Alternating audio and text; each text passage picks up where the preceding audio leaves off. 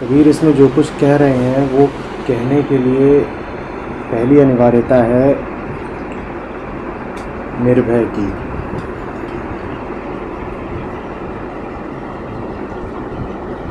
क्योंकि जो बात कही जा रही है वो बहुत दूर तक जाती है।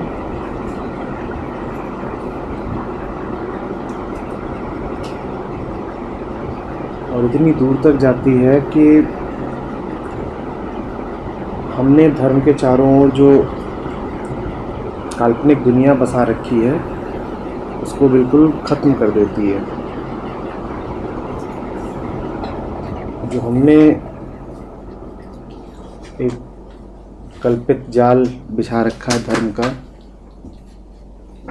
वो हमको बड़ी सुरक्षा देता है कि हाँ, धर्म ऐसा ही होता होगा, यही तो अर्थ है।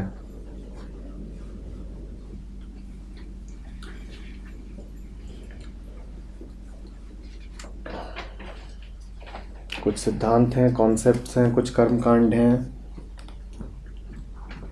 उनको जान लिया, उनको करने लग गए तो हम धार्मिक कहला गए। कबीर उस सबको तोड़ने के लिए बिल्कुल तैयार खड़े हैं और उसको तोड़ सकें उससे पहले ही स्पष्ट कर देते हैं कि निर्भयता चाहिए।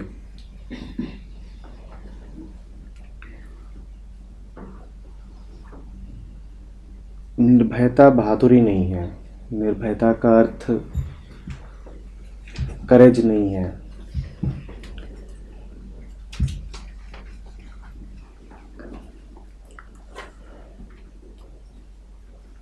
वो अभयता होती है।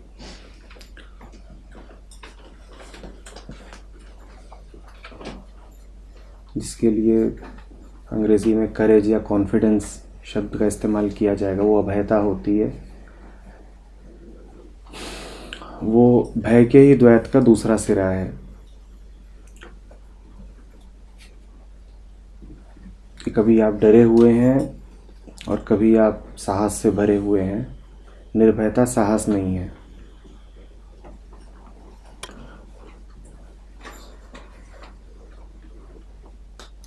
निर्भयता का अर्थ है एक ऐसी अंतर्दृष्टि जो भय और अभय दोनों के पार जाती है। निर्भयता भय का विपरीत नहीं है।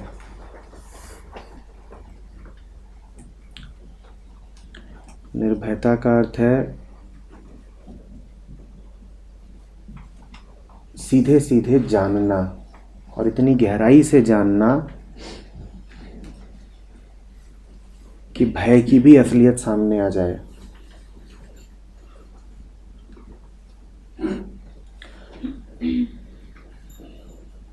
निर्भयता भय का अभाव नहीं है, भय की समझ है। एब्सेंस नहीं है, बियॉन्डनेस है।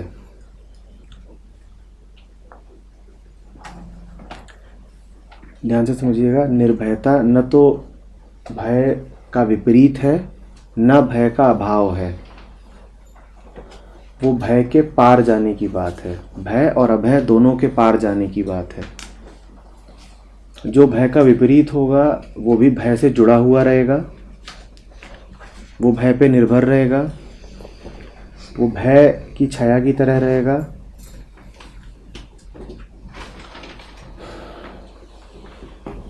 और जहाँ भय का अभाव होगा वहाँ भय के आने की संभावना भी लगातार रहेगी। पर निर्भयता चीज़ ही दूसरी है, न विपरीतता न अभाव। जब कबीर पहली ही बात निर्भयता की कह रहे हैं तो कह रहे हैं कि बड़ी साफ नज़र से सुनना आगे मैं जो भी कुछ कहने जा रहा हूँ, क्योंकि निर्भयता का अर्थ है जानना, निर्भयता का अर्थ है चेतना। तो कबीर कह रहे हैं बिल्कुल चेत के सुनो आगे मैं जो कुछ भी कहने जा रहा हूँ। बिल्कुल साफ साफ देखो क्या हो रहा है। भय उठता है तो भय को भी देखो, और मैं जो आगे जो कहूँगा वो सुनोगे तो तुम्हें भय तो उठेगा ही, बिल्कुल डर जाओगे, बिल्कुल डर जाओगे।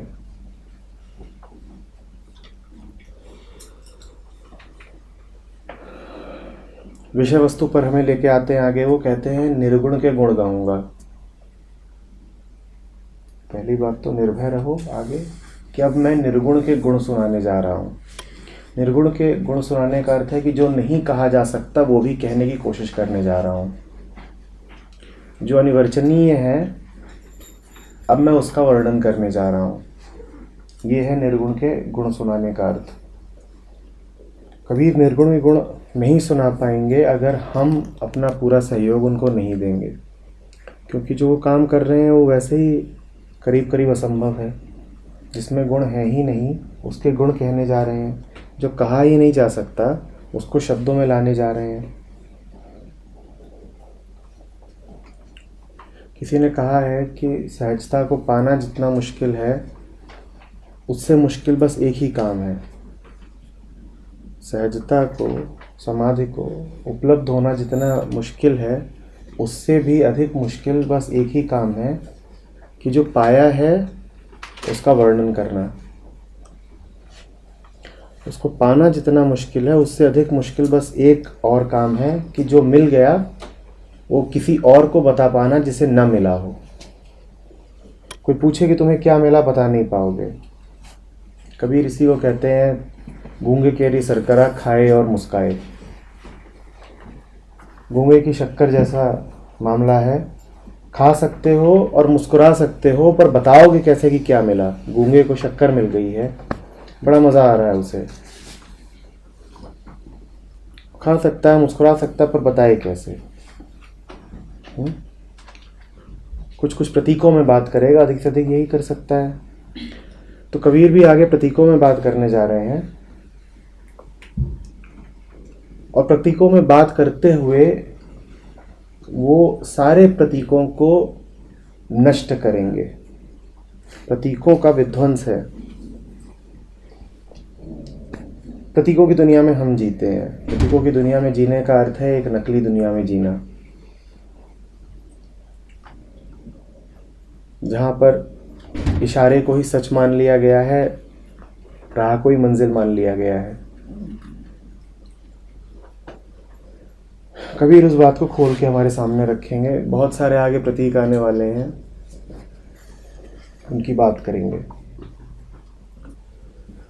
जो पहला प्रतीक उठा रहे हैं वो है मूल कमल का।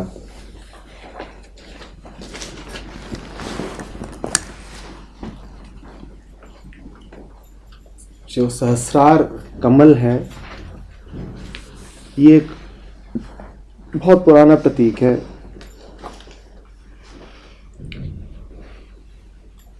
भारत में भी रहा है, बाहर भी रहा है। कमल का प्रतीक हमेशा से परम सत्य की ओर इशारा करने के लिए किया गया है।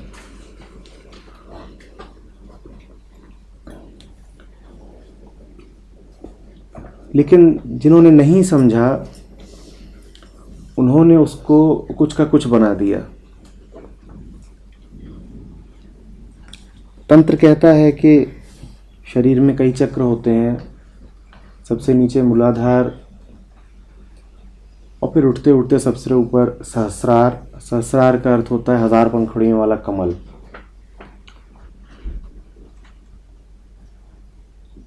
उसको माना गया है कि वो शरीर में सबसे उच्चतम भाग पर सिर में होता है और चेतना जब उठते उठते रीढ़ की हड्डी के निम्नतम बिंदु से ऊंचे पहुंचती है तो उसको कहा जाता है कि ये व्यक्ति अब पूर्णतया जागृत हो गया है। इसका जो सहस्रार कमल था वो पूरी तरह खिल गया है। और बहुत लोग हैं जो लगातार इसी कोशिश में लगे रहते हैं कि किसी तरीके से कुंडलिनी जागृत हो जाए, चक्रों की साधना में लगे रहते हैं और उसमें 1000 तरीके के कर्मकांड करते हैं। कबीर ने उन सारी बातों को एक झटके में एक तरफ रख दिया है। कबीर कह रहे हैं कि बात समझो, ये जो मूल कमल है वो कुछ नहीं है। उसका अर्थ बस इतना ही है कि दृढ़ होके अपने स्रोत के साथ बैठ जाओ, दृढ़ होकर के अपने स्रोत के साथ बैठ जाओ, मूल, अपने मूल के साथ बैठ जाओ। कमल का प्रतीक क्यों भारत में इतना महत्वपूर्ण माना गया? कमल का अर्थ होता है एक ऐसा फूल जो गंदगी में खिलता है, कीचड़ में रहता है और फिर उसी में से उद्भूत होकर के एक बड़ा सुंदर पुष्प हमारे सामने आ जाता है। प्रतीक को समझिएगा।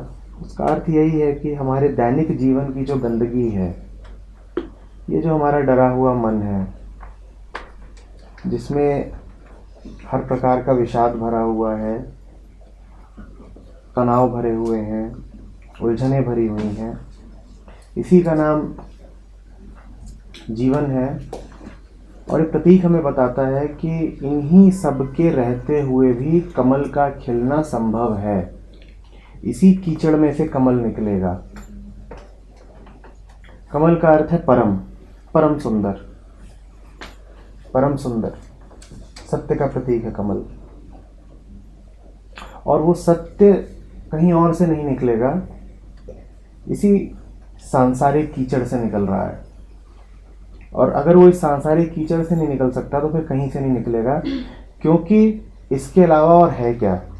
और कहाँ उगेगा वो कमल? कहाँ खिलाओगे जाके वो फूल?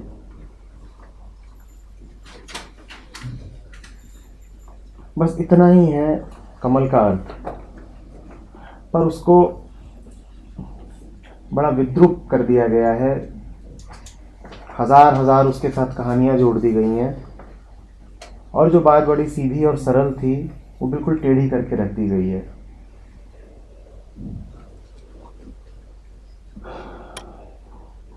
कबीर कह रहे हैं कि उस कमल के मूल में जो शक्ति है, जो मृत कीचड़ में से एक सुंदर फूल उगा सकती है, मैं तो बस उसी के साथ जम करके बैठ जाऊंगा, उसी के साथ दृढ़ता से आसन बांध लूंगा। वो शक्ति और कुछ नहीं है, वो हमारा ही स्रोत है, जो हमें दृष्टि देता है देख पाने की कि क्या हो रहा है। अभी हमने निर्भयता की बात की, जो हमें गहरे भय में भी ये दिखा पाता है कि तुम भयभीत हो। समझिएगा वो स्थिति कैसी होगी। एक तरफ तो आप गहराई से डरे हुए हैं, उसी का नाम कीचड़ है। दूसरी तरफ आप देख भी पा रहे हैं कि मैं डरा हुआ हूं, आप देख भी पा रहे हैं कि मैं डरा हुआ हूं। वो शक्ति बैठी हुई है उस कीचड़ के होते हुए भी, अन्यथा आप देख कैसे पाते? अगर जीवन सिर्फ कीचड़ होता तो आप कैसे जान पाते उस कीचड़ को? निश्चित रूप से दो बातें हैं, कीचड़ का होना और कीचड़ को जान पाना। निश्चित रूप से दो बातें हैं, कीचड़ का होना भी सत्य है और कीचड़ को जान पाना भी सत्य है। जो जान पाने की शक्ति है, कबीर उसी के सामीप्य की बात कर रहे हैं।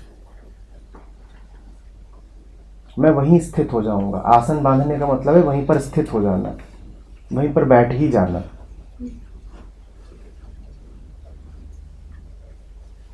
मैं उसी स्रोत के पास स्थित हो जाऊंगा जो कीचड़ में भी कमल खिला देता है। कीचड़ हम सबके जीवन में है, तो हमें चिंता करने की जरूरत नहीं।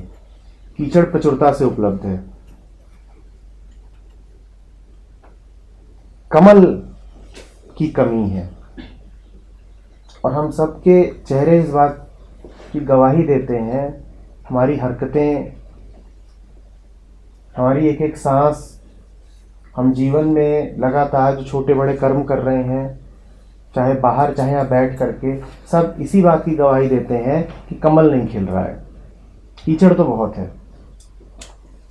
अब बड़ी मजेदार बात है, उसी कीचड़ में से कमल खिल जाए तो कीचड़ भी सुहानी हो गई। फिर कीचड़ पे किसका ध्यान? कमल खिला है इसमें, और उसी कीचड़ में कमल न खिले तो सिर्फ दुर्गंध ही दुर्गंध है, गंदगी ही गंदगी है, लेके कीचड़ बैठे रहो। कीचड़ बहुत है, बधाई हो। अभी हमें देखना है कि जीवन उस कीचड़ तक ही सीमित रह जाएगा या उस कीचड़ में कमल भी खिल सकता है। कीचड़ में कमल जो खिलाए उसी का नाम है चेतना, उसकी संभावना हम सबको उपलब्ध है, उसकी संभावना सबको उपलब्ध है। कबीर कह रहे हैं ठीक उसी के पास अपने आप को स्थित कर लो। मूल कमल दृढ़ आंचल माधो जी, ठीक वहीं बैठ जाओ, हिलना नहीं। अब वहां से आसन बांध लो, आसन बांध लो वहीं पर कि अब यहां से हिलूंगा नहीं। व्रत कर लो होश में रहने का। और व्रत किया जा सकता है क्योंकि जब बेहोश होना हमारे हाथ में है तो होश में आना भी हमारे हाथ में है। इतनी दयनीय स्थिति नहीं है हमारी कि अचानक बेहोश हो जाते हो।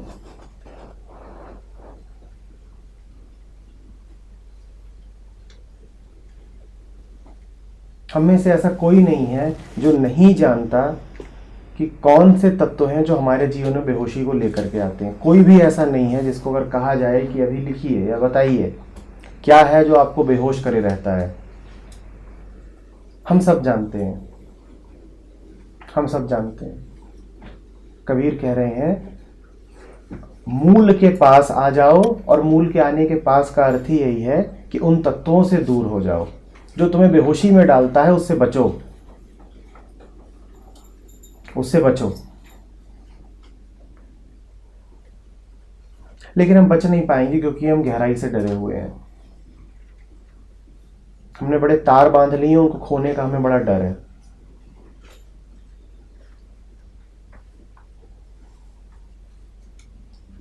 तो इसीलिए पहली शर्त जो कबीर ने रखी थी हम वही नहीं पूरा कर पाएंगे, निर्भयता की।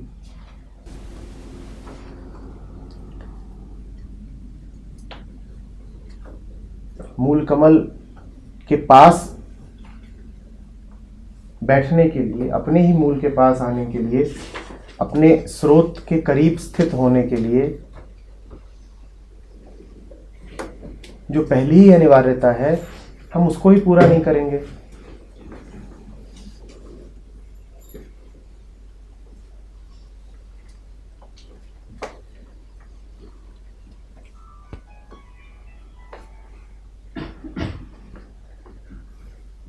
आगे कह रहे हैं उल्टी पवन चढ़ाऊंगा। पदार्थ के कुछ नियम होते हैं। हवा भारी दबाव से हल्के दबाव की ओर बहती है।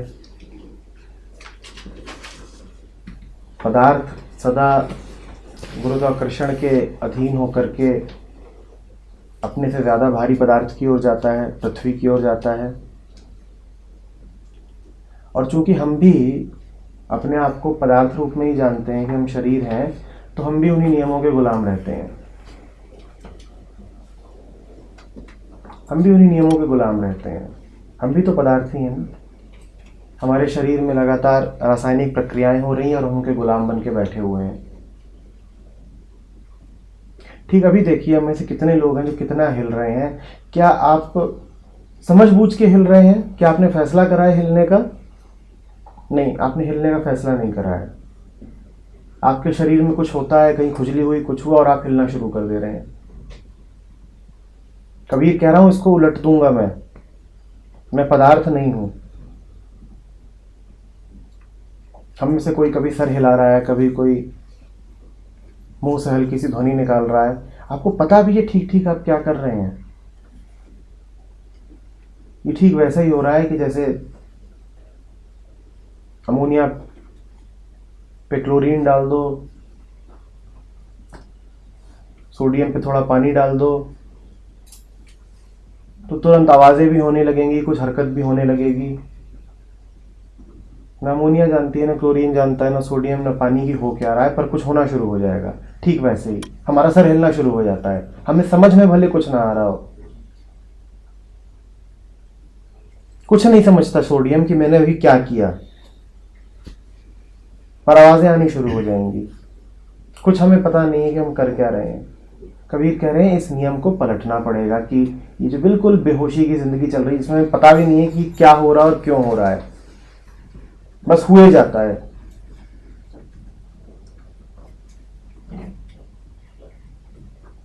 ये उलटना पड़ेगा, और अगर ये उलट नहीं सकता तो फिर मनुष्य कहलाने का अधिकार नहीं है मुझे, फिर मैं भी बस पदार्थ भर हूं।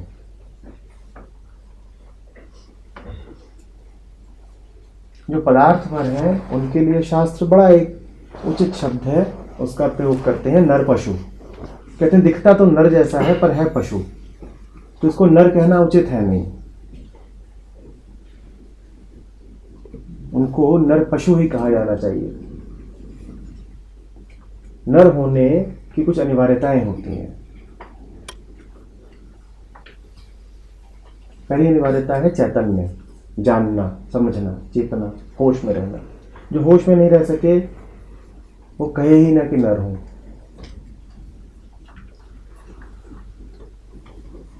मन ममता को फिर कर लाऊं जी, पांचों तत्वों में लाऊंगा। फिर करने से अर्थ है स्थिर करना, तत्व जो लिखा है वो है तत्व, पांचों तत्वों में लाऊंगा।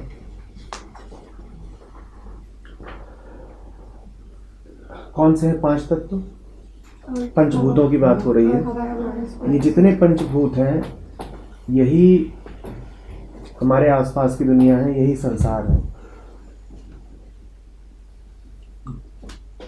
संसार में कुछ ऐसा नहीं है जो इन पांच तत्वों के परे हो। स्पेस का जो पूरा विस्तार है वो पांच तत्व ही है। स्पेस का जो पूरा विस्तार है वो पांच तत्व ही है। पांच अलग अलग दिखते हैं, इसी कारण बहुत कुछ दिखता है। उसी का नाम है वैभिन्न, डाइवर्सिटी, क्योंकि वो पांचों अलग अलग दिखते हैं। उनका अलग होना ही ये जगत है। क्योंकि वो अलग है इसीलिए जगत है। आग, हवा, पानी सब अलग अलग हैं, इसीलिए ये जगत है।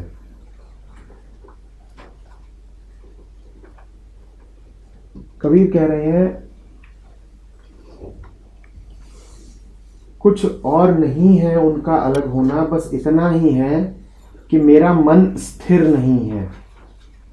मेरा मन स्थिर नहीं है, इसीलिए मैं उनको अलग अलग रूपों में देखता हूं। जहां मन स्थिर हो गया तहां ये पांचों एक ही दिखाई देंगे।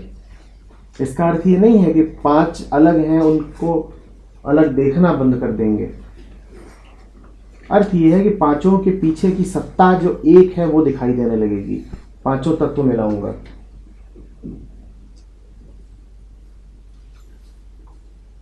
आंख है जो पांचों तत्वों को अलग अलग देखती है। कान है जो अलग अलग सुनता है। इंद्रियों के पीछे जो बैठा है, जो एक, उसको जान जाऊंगा, उसकी प्रतीति होने लगेगी। यही है पांचों तत्वों को मिलाना। वो एक दिखाई देने लगेगा। लेकिन उसके लिए भी कबीर ने शर्त रख दी है कि मन को स्थिर करना पड़ेगा और ममता को स्थिर करना पड़ेगा। जिसने मन नहीं स्थिर किया, जिसने ममता को नहीं स्थिर किया, अस्थिरता के यही कारण है जीवन में। यही है जो जीवन को अस्थिर करके रखते हैं, केंद्र को हिलाई डुलाई रखते हैं। यही है जिनकी वजह से जीवन बिल्कुल चक्कर खाता रहता है। मन और ममता। मन का अर्थ है वो जो विभिन्नता दिखाए, ममता का अर्थ है वो जो उस विभिन्नता में से कुछ अपना चुन ले, ये मेरा बाकी पर आया।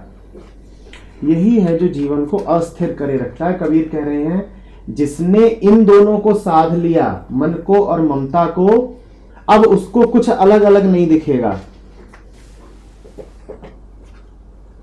उसको इस पूरी दुनिया के पीछे,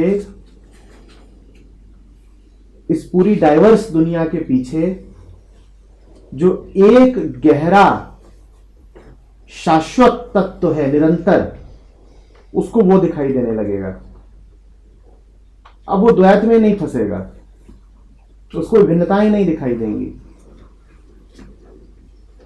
मन वो जो आपको सब अलग अलग दिखाए, कारण स्पष्ट है। मन को इनपुट देने वाली इंद्रियां उसको इनपुट ही ऐसा देती हैं, वो बेचारा करे क्या।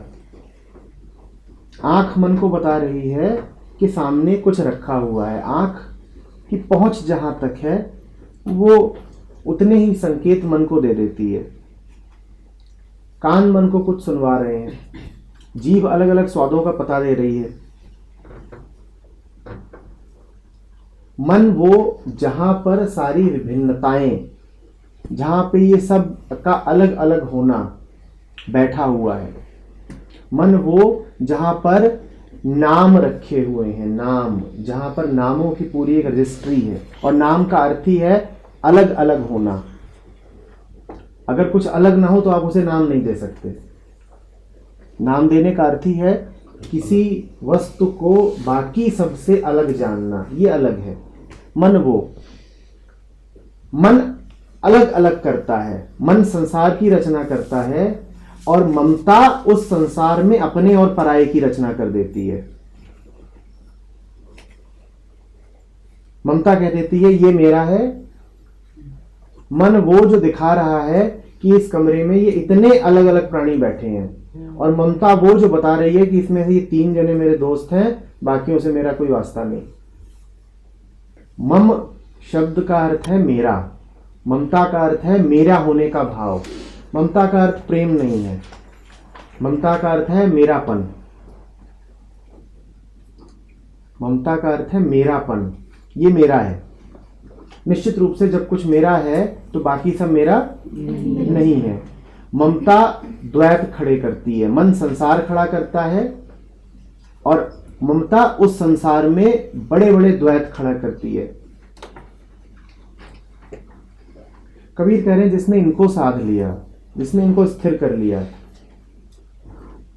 अब उसको वैभिन्न दिखना बंद हो जाएगा। जब तक सब कुछ अलग अलग दिख रहा है तब तक जीवन में कोई स्थिरता आ नहीं सकती। जब तक जीवन में सब अलग अलग दिख रहा है तब तक कोई स्थिरता आ नहीं सकती।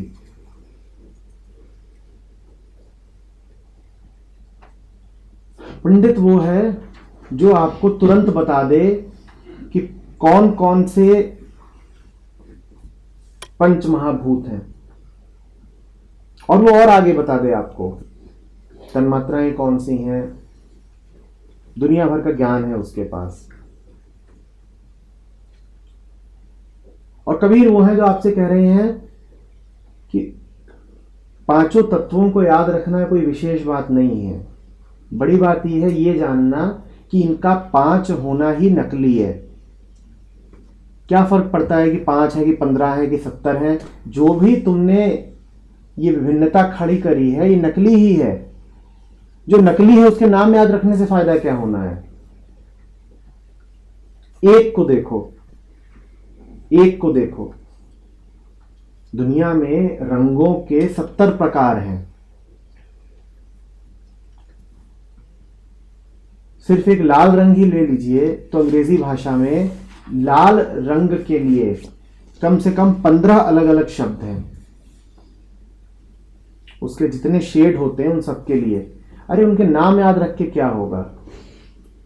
जीवन सुख में उसका बीतेगा जो जान जाए कि ये जितने अलग अलग मुझे रंग दिखाई दे रहे हैं ये मेरे मन का खेल है। पर हमारा जीवन उस खेल को नहीं जान पाता और स्वयं एक खिलवाड़ बन के रह जाता है। मुझे हरा नहीं, मुझे लाल पसंद है, मुझे फलाना नहीं फलाना व्यक्ति पसंद है। पहली बात तो तुम जान ही नहीं रहे हो कि रंगों की असलियत क्या है। दूसरी बात, तुम ये भी नहीं जान पा रहे हो कि उन रंगों में तुम्हें जो एक रंग भा गया है उस भा जाने की असलियत क्या है। तुम अंधों की तरह अपनी इंद्रियों से जो कुछ तुम्हें दिखाई देता है उसको ही सच मान के, और तुम्हारे मन को जो पसंद आ जाने की ट्रेनिंग मिली गई है उस ट्रेनिंग को सच मान के जीवन बिता रहे हो।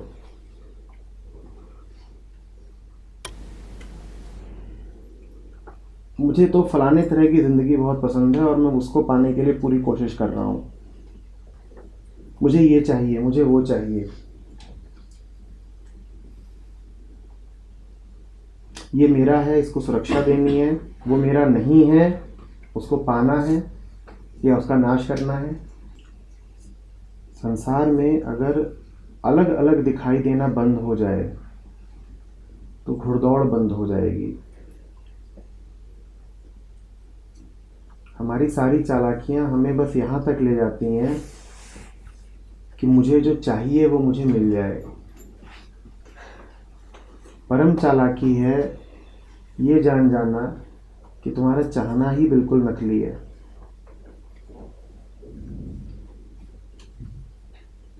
पांचों तत्व के मिल जाने का अर्थ है पांचों तत्वों में से किसी का भी शेष न रह जाना। जैसे कि आप सारे ही रंगों को अगर मिला दें तो कोई भी रंग शेष बचेगा नहीं। जब कबीर कह रहे हैं पांचों तत्व मिलाऊंगा तो कह रहे हैं कि ये सब जो तुमने चमक धमक लगा रखी है इन सबको मिला करके एक कर दूंगा। जब मिला के एक कर दूंगा तो उसमें से कुछ नहीं बचेगा। वो आकर्षक अनाकर्षक है ही इसीलिए क्योंकि तुमने एक के टुकड़े कर रखे हैं और कुछ टुकड़ों के प्रति ममता हो गई है तुम्हारी। जिसके प्रति ममता हो गई है तुम्हारी वही तुम्हारा नाश करेगा।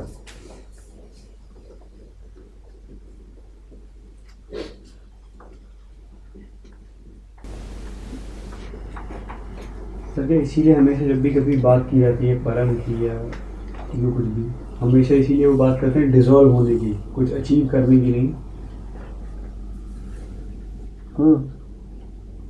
क्योंकि पाओगे तो हमेशा एक टुकड़े को ना, फिर अलग अलग खंड खंड करने का नाम ही तो संसार है। जहां पर तुमने एक के कई टुकड़े कर दिए हैं और हर टुकड़ा एक दूसरे टुकड़े का विपरीत जान पड़ता है। टुकड़े कर ही तभी पाओगे जब विपरीत खड़े करो। सुख के पीछे भाग ही तभी पाओगे जब पहले दुख खड़ा करो। जहां दुख नहीं है वहां सुख का कोई अस्तित्व हो नहीं सकता। अमीरी के पीछे भाग ही तभी पाओगे जब पहले गरीबी का सिद्धांत खड़ा करो, एक कॉन्सेप्ट लेकर के आओ। मिलने की बातें तभी कर पाओगे जब पहले बिछुड़ना जैसा कुछ हो जीवन में। और यही हमारा संसार है, यही हमारा चक्र है। कुछ नहीं है उसको पाना है और इसके अलावा कुछ है नहीं। आप कहेंगे नहीं नहीं जीवन में बहुत कुछ है, बड़ी उलझने हैं, कॉम्प्लिकेशंस हैं। इसके अलावा जीवन में और है क्या हमारे कि कुछ है नहीं उसको पाना है। इसके अलावा अगर कुछ हो तो बता दीजिए। इस एक पंक्ति में हमारा जीवन पूरी तरह से आ जाता है कि कुछ है नहीं उसको पाना है।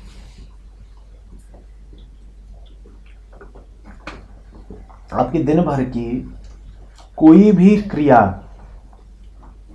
आपका दिन भर का कोई भी विचार अगर इससे बाहर हो तो बता दीजिए।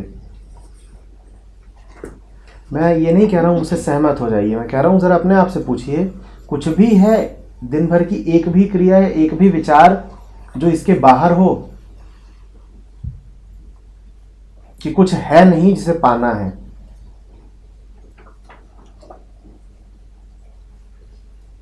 देखिए थोड़ा टटोलिए।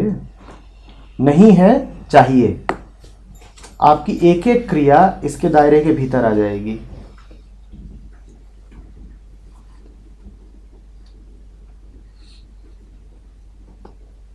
यही संसार है, यही है अलग होने की बात कि दो हिस्से हैं, जो है जो नहीं है, जो मेरे पास है जो मेरे पास नहीं है। जो नहीं है उसको पाना है।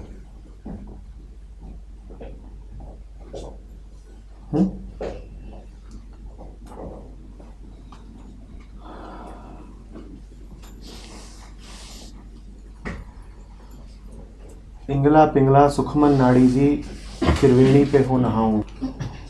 इड़ा पिंगला सुषमना पन्ने पलटते समय थोड़ा सा ख्याल रखिएगा, बहुत इतने लोग बैठे हुए हैं, सब अगर उतनी ही ज़ोर से पलटने लगें तो बहुत ज़ोर की आवाज़ होगी, थोड़ा सा सचेत रहिए। पेन की आवाज़, पन्ने की आवाज़, लोग बहुत हैं, सब अगर उतनी उतनी निकालेंगे तो फिर यहाँ पर ध्यान असंभव हो जाएगा सबके लिए। अच्छा, आपने अभी मेंशन किया कि जो भी हमारे एक्शंस हैं, जो भी चीज़ें हैं, वो जो नहीं है उसको पाने के लिए है। तो पूरे दिन में कुछ तो ऐसे पल होते होंगे जब ये नहीं होता होगा। तो एक तो है कि जो नया है, नया कुछ ऐसा ना करा जाए जो और ऐड करे। अगर ऐसा हो कि आपके कुछ पल हैं बहुत कम जिसमें कि आप जो नहीं है वो पाने की कोशिश कर रहे हो, पर आपके आसपास और आपके अंदर रिमाइंडर्स बहुत सारे हैं जो आपको रिमाइंड कराएं कि बॉस यू गोइंग रॉन्ग, उसका क्या?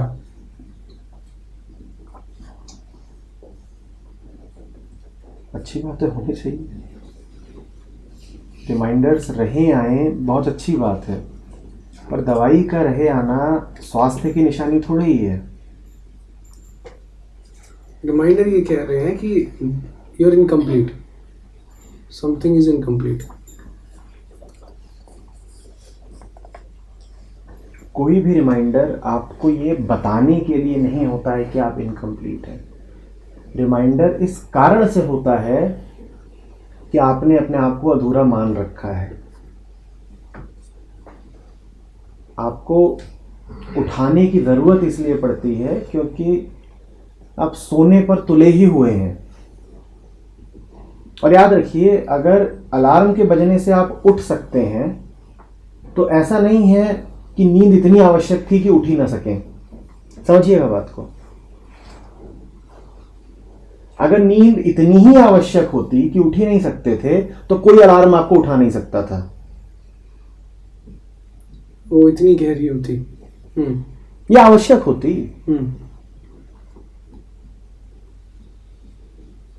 रिमाइंडर इस कारण से हैं क्योंकि आपने अपने आप को मान रखा है कि ताकत नहीं है मुझ में।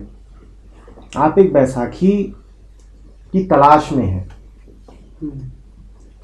आत्यंतिक अर्थों में हर रिमाइंडर झूठा है, हर विधि झूठी है।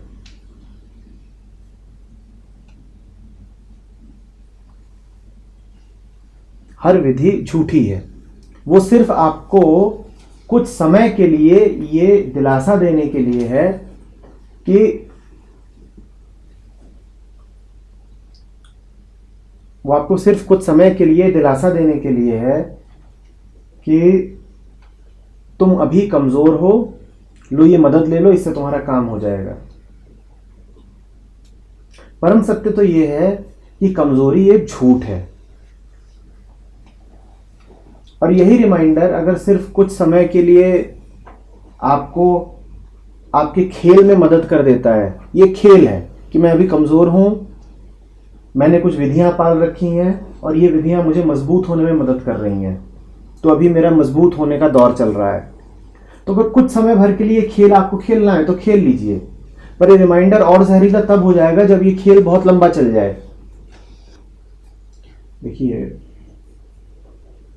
एक बार एक कहानी सुनाई एक गुरु ने अपने शिष्य को। बोलता एक आदमी था, वो एक नाव में बैठा है था, उसे उस पार जाना था, उसे उस पार जाना था।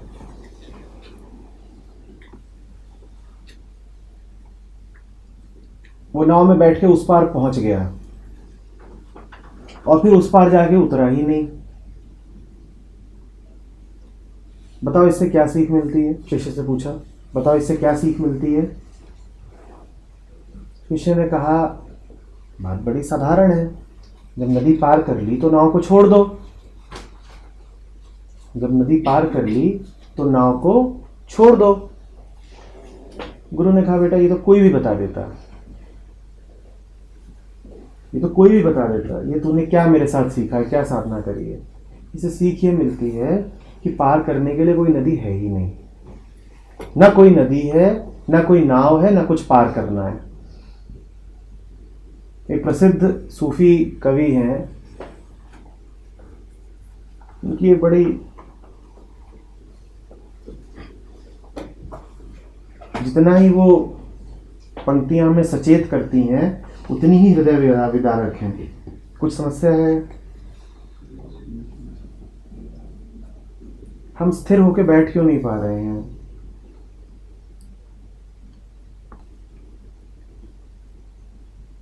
कहते हैं कि अपने पिया को पाने के लिए मैंने नाव का प्रबंध किया, मैंने नाविक का प्रबंध किया और मैं वो पार छोड़ के उस पार को चल पड़ी। अब जब करीब करीब उधर पहुंच गई हूं तो समझ में आ रहा है कि पिया तो वहीं खड़े हुए थे, मैं किसकी तलाश में इधर आ गई? मैं आ क्यों गई? जरूरत क्या थी नाव लेने की? जो था वहीं उपलब्ध था। ये मैंने क्या इतना प्रबंध किया? जबकि ये एक सदा से प्रतीक रहा है नाव पार करने का। मेरे साजन है उस पार। कवि कह रहा है साजन उस पार नहीं है, इसी पार है। तुम्हारा मूल भ्रम ही यही है कि कुछ पाना है। ये भी एक तरह का अचीवमेंट है। ये भी अचीवमेंट की आकांक्षा है कि नदी पार करूंगा तो साजन मिलेंगे। कुछ पार करना ही नहीं है, जहां हो वहीं पर जाग जाओ। कवि के लिए नहीं है ना, किसी के लिए भी नहीं है सर, कवि के लिए नहीं है, किसी के लिए भी नहीं है। जो है जहां है उसी समय जाग सकता है। पर तुम्हें मजा आता है खिलवाड़ करने में कि मुझे एक प्रक्रिया से गुजरना पड़ेगा, मेरा ये होगा, मेरा वो होगा। समय मिल जाता है ना, समय मिल जाता है कि चलो कुछ दिन और, दवाई लेने के बहाने मैं कुछ दिन और अपने आप को रोगी घोषित कर सकता हूं। दवाई लेने का फायदा यह है कि चलो ठीक है, अभी कुछ दिन ही सही बीमार रहने के मजे मिल जाएंगे। हम किस दवाई की और किस बीमारी की बात कर रहे हैं? हम एस्पिरिन की बात कर रहे हैं?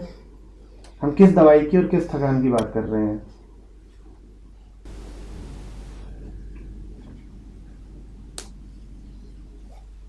बात समझ रहे हैं? जब वो रिमाइंडर की बात कर रहा है तो वो ये नहीं रिमाइंडर है कि मेरे घुटने में चोट लगी है। किस रिमाइंडर की बात कर रहे हो? उस तल पर बात हो रही है। सर इससे एक बात निकल के आती है, कबीर जैसे लोग, बुद्ध जैसे लोग, आध्यात्मिक लोग, इनकी संख्या कम रही है और जो बाकी समाज में बाकी लोग बहुसंख्यक रहे हैं, चाहे वो राजा हो, महाराजा हो, पॉलिटिकल। अब इनके समय में 5 धातु थे या 5 तत्व थे, पीरियोडिक टेबल में ज्यादा आ गए हैं। तो लेकिन चीज वही है कि संख्या बढ़ गई है, तत्व वही है, लेकिन तत्वज्ञानी कम है और बाकी मूड लोग ज्यादा है, उनकी संख्या। कबीर कह रहे हैं कि ये सोचना ही गलत है। कबीर कह रहे हैं सोचना ही भूल है कि कोई तत्वज्ञानी है और कोई मूड है। जो मूड कर रहा है उसने सिर्फ मूर्ता का अभिनय करने की ठान रखी है। वो कह रहे हैं तुम आज अपना अभिनय खत्म कर दो, तुम आज ज्ञानी हो। तुम में और कबीर में कोई अंतर ही नहीं। यहां सब कबीर ही कबीर बैठे हुए हैं। पर कुछ कबीर ऐसे हैं जिन्होंने ठान रखी है कि हमें बेवकूफ होने का अभिनय करते रहना है। और उनसे कहो कि नहीं तुम भी कबीर हो, तो कहेंगे एक प्रक्रिया दो, हमें एक साधना से गुजारो, 2 साल 4 साल 10 साल लगे तब तो हमारा कुछ होगा ना, इतनी जल्दी कैसे हो जाएगा? कबीर कह रहे हैं अभी इसी समय हो जाएगा। तुम किसको बेवकूफ बना रहे हो?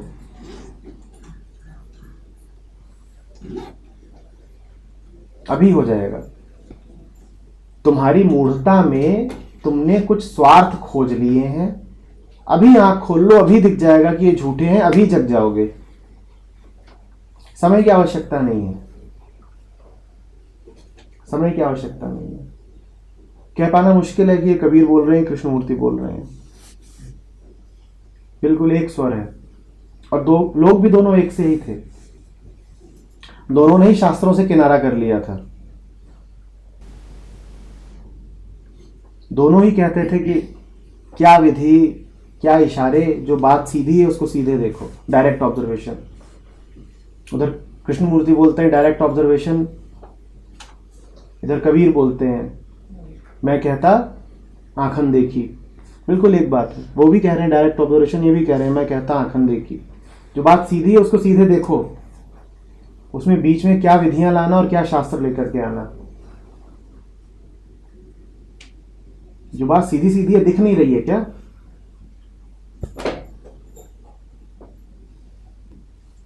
आप कितना भी गहरा सपना देख रहे हो,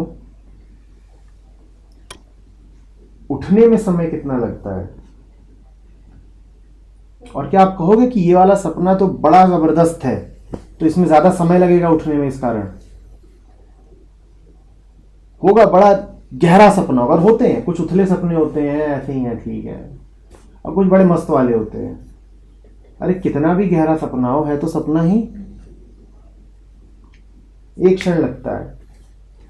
और मैं कह रहा था कि इतिहास में कितने ही उदाहरण हैं जहां ऐसे ही हुआ है, ऐसे ही कोई आया, एक बात कही किसी ने और खट से आंख खुल गई, फिर खुल गई तो खुल ही गई, अब आप उसे रोक नहीं सकते।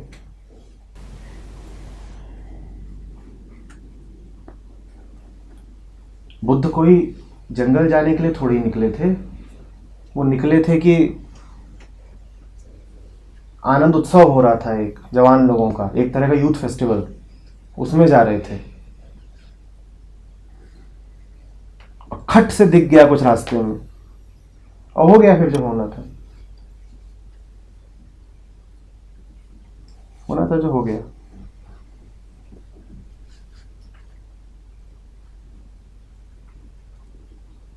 वाल्मीकि ने एक सवाल पूछा था घर आकर के, होना तो हो गया। एक क्षण की ईमानदारी भी काफी होती है। हम एक क्षण को भी ईमानदार होते नहीं है ना। एक क्षण की ईमानदारी भी सच पूरा दिखा देगी, हम एक क्षण को भी ईमानदार होते कहाँ हैं। हो जाइए अभी, इसी समय, ठीक अभी।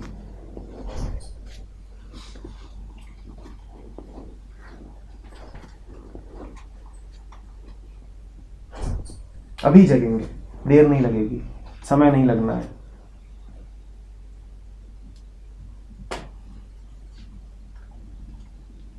हाँ, आपको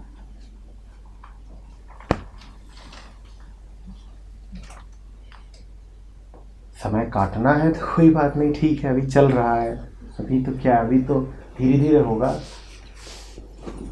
तो ठीक, जितना समय चाहिए उतना मिलेगा। असीम है समय, उसका कोई अंत तो है नहीं।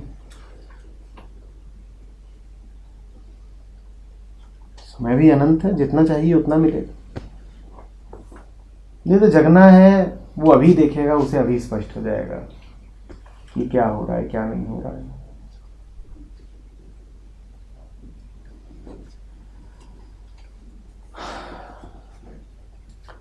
इंगला पिंगला सुखमन नाड़ी जी, त्रिवेणी पे हो नहाऊंगा। ये पूरा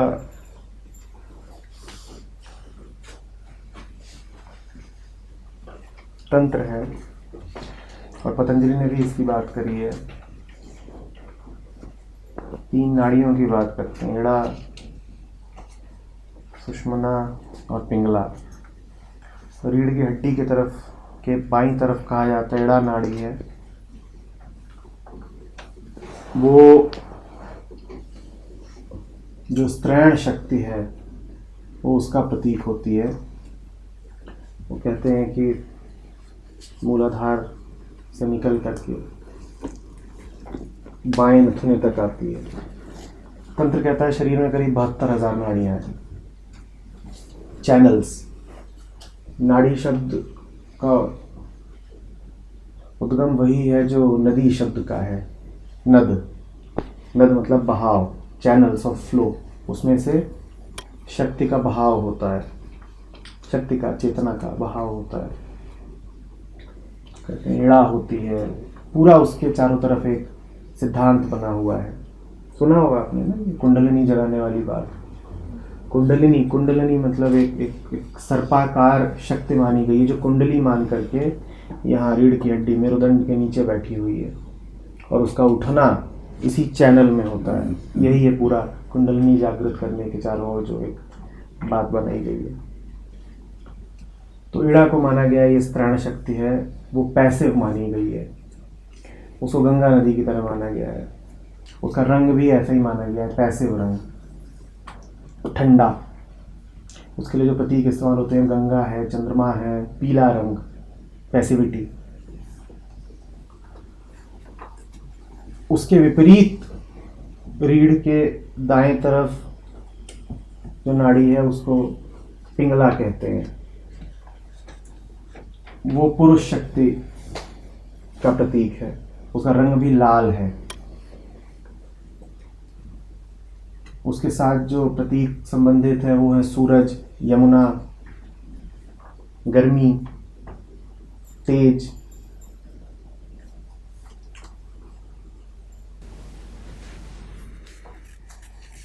आम आदमी का जीवन तंत्र की भाषा में इड़ा और पिंगला के द्वैत में झूलते हुए बीतता है। चीन में इसको सीधे सीधे समझ लिया जाएगा यिन और यांग के रूप में, कि आम आदमी का जीवन इड़ा और पिंगला के द्वैत में बीत जाता है। ब्लोइंग हॉट, ब्लोइंग कोल्ड, वो वही है Ida and Pingala. Blow hot, blow cold. Cold है इड़ा, वो इड़ा को इन्होंने पिंगला बोल दिया है, और हॉट है पिंगला। वो कुछ नहीं है, प्रतीक है, बस ये बताने के लिए कि तुम यही ठंडे और गर्म के द्वैत में फंसे हुए हो, स्त्री और पुरुष के द्वैत में फंसे हुए हो, दिन और रात के द्वैत में फंसे हुए हो, सूरज और चांद के द्वैत में फंसे हुए हो। वो सिर्फ प्रतीक है ये बताने के लिए। और फिर इन दोनों के बीच में, मेरुदंड के बीचों बीच सुषुम्ना नाड़ी का होना कहा गया है। कहा गया है कुंडलिनी जब उठती है, कुंडलिनी चेतना का पर्याय है, वो जब उठती है तो सुषुम्ना के माध्यम से आती है और पीछे से होते हुए यहाँ तक आ जाती है, और फिर यहाँ सहस्रार कमल है। और ये जो दोनों है इड़ा और पिंगला, इनको कहा गया ऊपर तक नहीं आती हैं, ऐसे होते हुए आपस में गुथती हुई एक बाएं नथुनी में आ जाती है, एक दाएं में आ जाती है। और जहाँ जहाँ ये आपस में एक दूसरे से को पार करती हैं, एक दूसरे को गूंथते हुए ऊपर उठती हैं, वहाँ वहाँ शरीर में चक्र होते हैं। ना कोई नाड़ियाँ हैं, ना कोई चक्र हैं, ये प्रतीक हैं। पिछले बुधवार को भी ये बात कही गई थी, वही यहाँ पर कबीर कह रहे हैं। कबीर कह रहे हैं ये दोनों जो नाड़ियाँ हैं, एक सुषुम्ना के इस पार एक उस पार, ये हमारे जीवन की कहानी भर है। और कुंडलिनी के उठने का मतलब ही यही है कि अब सुषुम्ना जागृत हो गई है। पूरी जो कुंडलिनी जागृत करने की प्रक्रिया वो है ही यही कि सुषुम्ना को उठाना है, वो जागृत हो। सुषुम्ना क्या है? एक ऐसी मध्य की स्थिति जो दोनों द्वैतों से परे है, जो इड़ा से भी परे है और जो पिंगला से भी परे है। एक प्रकार से बुद्ध का मध्यम मार्ग, एक प्रकार का साक्षी भाव, जो इधर भी नहीं है, जो इधर भी नहीं है, दोनों को देख भर रहा है। यही है कुंडलिनी जागृत होने का अर्थ, एक तरह का साक्षित्व। और कबीर बात उससे भी आगे की कह रहे हैं।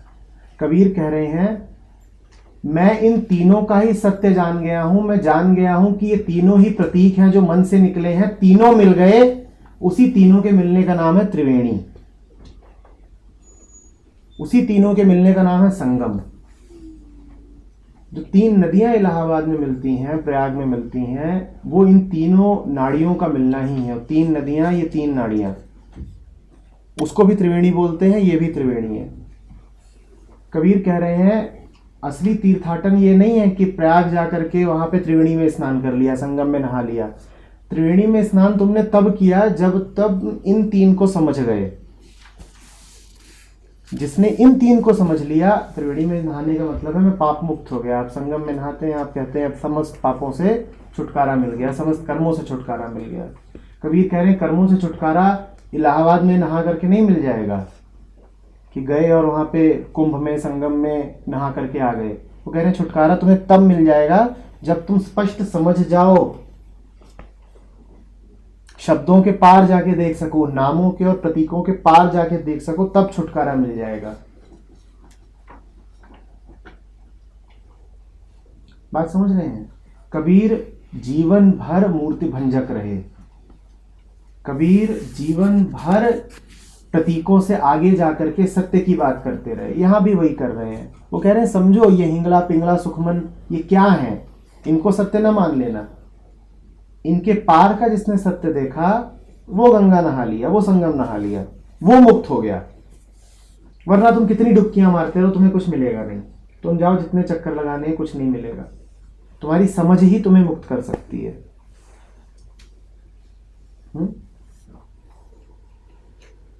5-25 पकड़ मंगाऊं जी, एक ही डोर लगाऊंगा। बड़ी मजेदार बात है। कबीर कह रहे हैं कि ये ना मुझे 5 की बात करनी है ना 25 की बात करनी है, मैं तो एक को जानता हूं। 5 क्या है? इंद्रियां। 5 है इंद्रियां और 5 है बाहर तत्व। यही 5 इंद्रियां, हर इंद्रिय हर तत्व की किसी न किसी प्रकार से अनुभूति करती है। तो 5 गुणा 5 25 हो जाता है। 5 ही है इंद्रियां और 5 ही है तत्व। हर इंद्रिय हर तत्व की किसी न किसी प्रकार से अनुभूति करती है। तो कुल मिला जुला के 25 कॉम्बिनेशन निकल आते हैं। कबीर कह रहे हैं ये 5 और जो 25 हैं, इन सबको पकड़ के मंगाऊंगा और सबको समझ जाऊंगा, और एक ही डोर है मेरे पास, ध्यान की। वो एक काफी है इन 5 और 25 को पकड़ने के लिए। मुझे ना 5 की बात करनी है ना 25 की बात करनी है, और पंडितों को करने दो। बड़े शास्त्र हैं जिनमें लिखा हुआ है देखो ये 25 होता है, और दिन रात बैठ के रट्टा मारते हैं कि 25 क्या क्या है। बोले कौन इतनी फिक्र करेगा, मेरे पास तो एक है, मैं उस एक को जानता हूं। वो है मेरे समझने की शक्ति। मैं जान सकता हूं कि एक सत्य है जो इस 5 और 25 के पीछे बैठा हुआ है। मुझे बाकी से मतलब नहीं। कौन बात करे कि फलाने के इतने नाम, ये वो।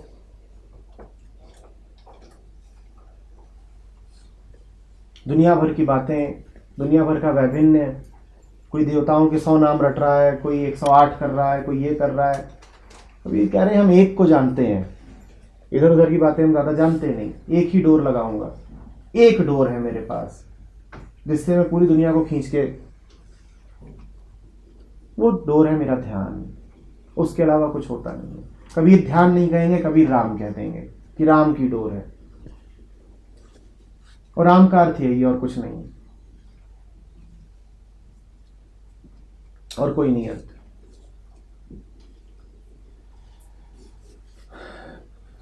शून्य शिखर पर अनहद बाजे जी, राग 36 सुनाऊंगा।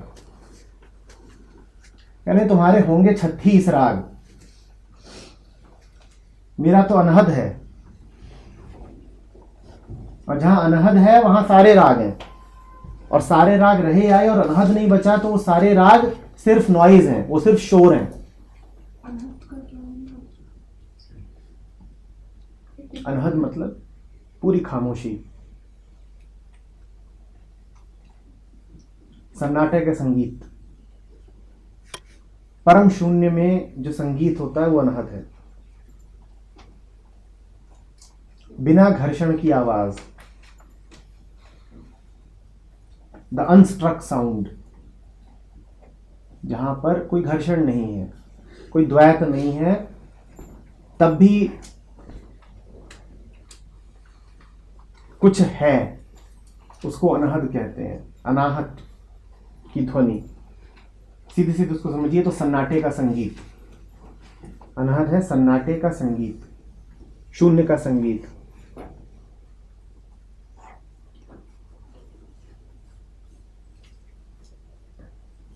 समझिएगा ध्यान से।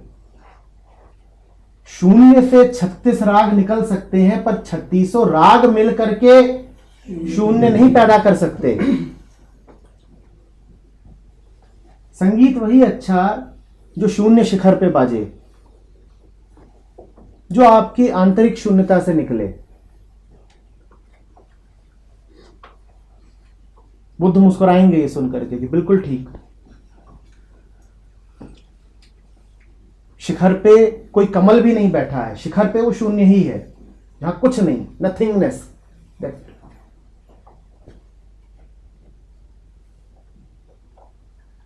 उस शून्य से जो संगीत निकलेगा उसकी बात अलग है, वो चीज दूसरी है, वो चीज दूसरी है। कबीर उस संगीत की बात कर रहे हैं, वो आने दो जीवन में। उस रिक्तता से, उस खालीपन से, बिल्कुल निर्बोझ हो जाने से कि कुछ भी नहीं है। शून्यता मतलब कुछ नहीं है। जो कुछ भी होगा वो एक रंजना होगी, वो एक बोझ होगा। एक गंदगी होगी, और हो क्या सकता है। कबीर कह रहे हैं उस खालीपन से जो संगीत निकलेगा उसके मजे लो, फिर पता चलेगा। और फिर देखो कितने कितने राग हैं। तुम तो जो संगीत गाते हो संगीत भी झूठा है, तुम्हारे मन की तरह। तुम्हारे मन से निकलने वाले संगीत में क्या रखा है? शून्यता से उपजने दो संगीत को।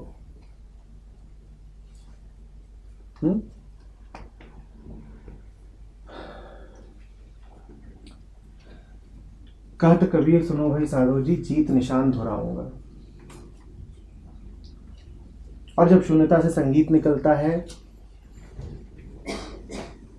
जब समग्रता में एक दिखाई देता है, जब वैभिन्न के पीछे का एकत्व भी स्पष्ट रहता है, तब वो कह रहे हैं कि जीवन तुम्हारी रथ यात्रा होती है, जीवन तुम्हारी जय यात्रा होती है। जीत निशान धुराऊंगा।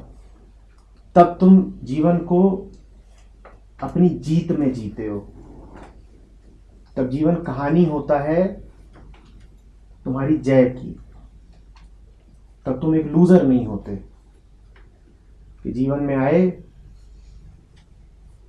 और जितनी संभावनाएं थी सबको गंवा करके चल दिए। जीवन का अर्थ ही है कि संभावनाओं के साथ पैदा हुए हो। हारने का अर्थ है वो सारी संभावनाएं व्यर्थ गई। जीतने का अर्थ है जो हो सकता था वो हुआ, जिस कारण शरीर था वो पूरा कर पाए। ये जो एक वाक्य मैंने बोला, हम जागने की बात कर रहे थे, जैसे जगना होता इतने पे जग जाएगा, जैसे नहीं जगना होता उसके लिए ये भी एक आई गई बात हो जाएगी, एक साधारण सा वाक्य बन के रह जाएगा। जैसे जगना है उसके लिए ये एक प्रचंड आघात है कि होगी 60-70 साल मेरी उम्र और 30-40 साल मैंने बिता दिए, मैंने क्या करा अभी तक। जैसे जगना है वो इतने में जग जाएगा, जैसे नहीं जगना वो इसमें एक साधारण सी बात चलेगा, जैसे आज का समाचार हो, कोई नया विज्ञापन हो, नीचे कबाड़ी वाले की आवाज हो, उसके लिए जो कबाड़ी वाले की आवाज आती है कबाड़ी है, और जो ये अभी ये वाक्य था इसमें कोई अंतर नहीं, दोनों को ऐसे ही सुनता है। हाँ बिल्कुल ठीक बात है, जीवन व्यर्थ जा रहा है ना, ठीक ठीक, हाँ नहीं ठीक, समोसे में आलू ज्यादा है, नहीं बिल्कुल ठीक बात है, जीवन व्यर्थ जा रहा है। तो जिन्हें जगना होता है वो अभी जग जाते हैं। इससे और ज्यादा बड़ी बात आपसे कही क्या जा सकती है कि 2/3 जीवन तो गंवा दिया, अब जगोगे कब?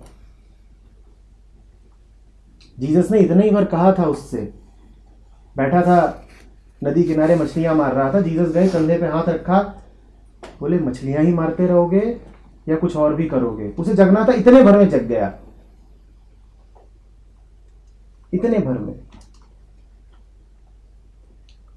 इतना समय लगता है, इतना ही पूछा था, बस मछलियां ही मारते रहोगे।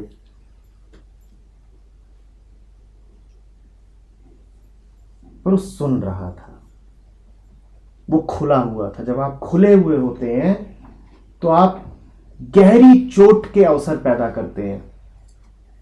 जब आप खुले हुए होते हैं तो तीर पूरा अंदर तक जा सकता है।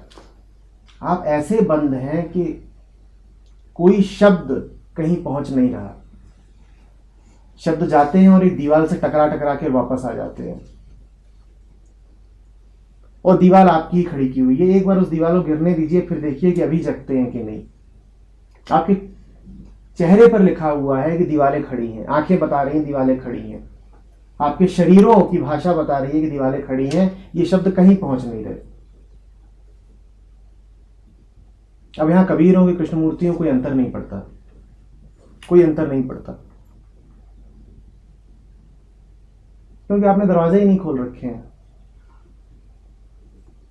परम भी दस्तक दे रहा हो तो भी दरवाजा आपको ही खोलना पड़ेगा। परम भी दस्तक दे रहा हो तो दरवाजा आपको ही खोलना पड़ेगा। याद है ना मिस्टर रिकार्ड क्या कह रहे थे कि परम भी प्रणय निवेदन कर रहा हो हाथ में गुलाब का फूल लेके, तो भी स्वीकार तो आपको ही करना पड़ेगा। आप स्वीकार करने में उत्सुक नहीं है, आप बस अपने ढोंग को आगे बढ़ाए रखने में उत्सुक है।